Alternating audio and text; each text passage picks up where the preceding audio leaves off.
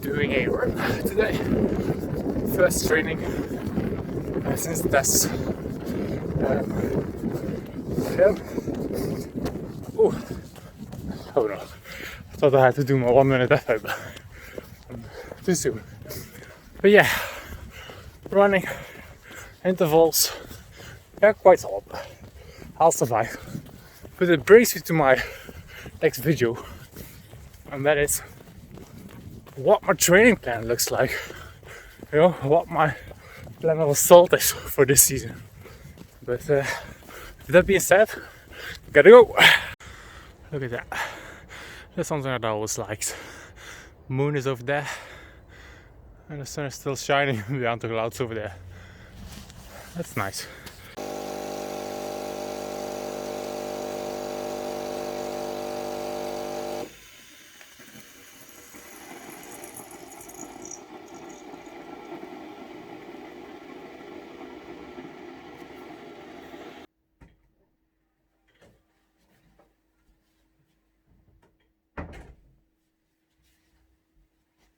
Right, so let's take a look at my year plan. I haven't really planned everything out yet in Training Peaks, but I'm going to show you the first 4 weeks, and basically the first 8 weeks are kind of the same. And afterwards I will try to explain what my future plans are during the season. So here's good old Training Peaks. This is my first week. As you can see, I didn't really plan anything. Although I had written it down, but I didn't really fill it in Training Peaks. What I did do is all here, and there's nothing else I did. So as you can see, I will be doing normally 2 swims. I know there's a third, but that's the test I did in the first video. If you haven't seen it, go check it out. I will be doing 3 runs, of which 1 is a brick run, and I will be doing 2 bikes. There's a lot of reasons why I chose this.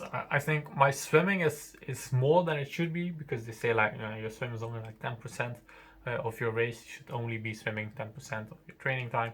For me, it's more because, as I said, and as you could have seen in the first video, I'm really not a good swimmer. So I do 2 swims. I do 3 runs because I think 2 runs is too little. I don't think you improve enough when you only run twice a week.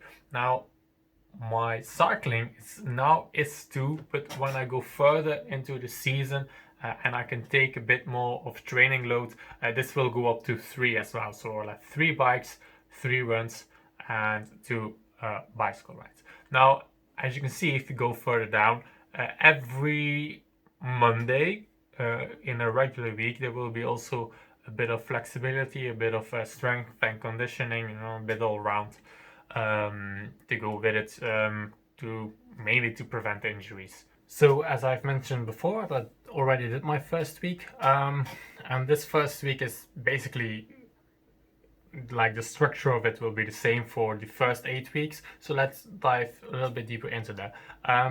So normally Monday would be a strength and conditioning, so ignore the swim. And then on Tuesday we'll have a run with a bit of intervals, nothing too hard, consisting out of 1 minute efforts or 2 minute efforts where I go quite hard, and then maybe a few longer efforts of zone 2, maybe zone 3 if I'm really feeling up to it. But that will be every Tuesday. So then Wednesday I will have a swim. Now Wednesday and Saturday, I'm going to be completely honest, I've just ripped off a training plan from the internet on those. So I'll just be following that. I think I have to improve first my ability to swim for a long time. That's the first thing I'll have to improve, and then obviously my technique. So it's quite a good combination to get both a lot better, hopefully by my first race. Then on Thursday I will have a Zwift ride, and for the first 8 weeks I will focus on 2 things. First, it will be zone 1, so it will really be low intensity. Second of all, it will be high cadence. I'm striving for 100 RPM for this Thursday ride. So it will always be around an hour. At the end it will be an hour 15, an hour and a half. Just take long, but always zone 1 and always at a high cadence to improve my technique, basically. On Friday then we'll have a zone 1 run, which for this first run, as you can see, 5.28 kilometers in 45 minutes. That's slow. And I was surprised to see how slow zone 1 running really is for me, because I thought I was a better runner than I actually am. Definitely after doing the 20-minute test, because my kilometers were around the 440 minute per kilometer mark. So I thought I was going to be fast in zone 1, but that's evidently not true. And on Saturday, again, a swim from that training plan. And then on Sunday, always I'll have a brick workout with both the bike and the run in zone 2. Later on, after these 8 weeks, I will bump up the intensity at the end of the ride and at the beginning of the run, but that's for later. For now, this is what I'm going to do. And then in these 8 weeks, I will not change the intensity except for the swims and the first run on Tuesday. But the rest, it's just an increase of volume. That's it. That leads me to showing you my year plan. I've played around a little bit in this rip-off Excel type of program. So it's OpenOffice calculator, for those wondering. It's free software, not sponsored.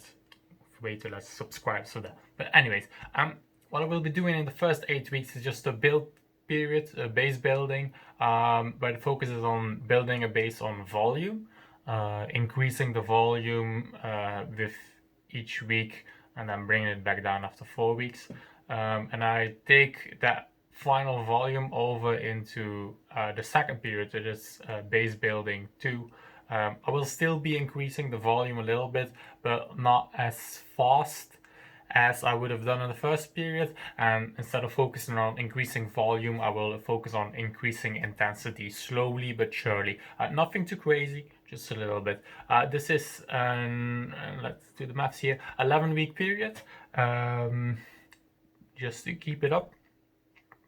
And you could say like the next period, like the first week for the race prep is like in between. It's like a sort of a 12th week, you could say, but not completely. Now the race prep, these are a few weeks where I will be going hard, going ham, where I will do my utmost to prepare my body for the races. As you can see, I will have 3 races in the race prep period, with one actually becoming in the base building period. Now, I do not see these races as races where I want to perform. I see them as training to get a feel of what it's like to be in a race, to get the feel of the transitions, you know, the 4th discipline of triathlon.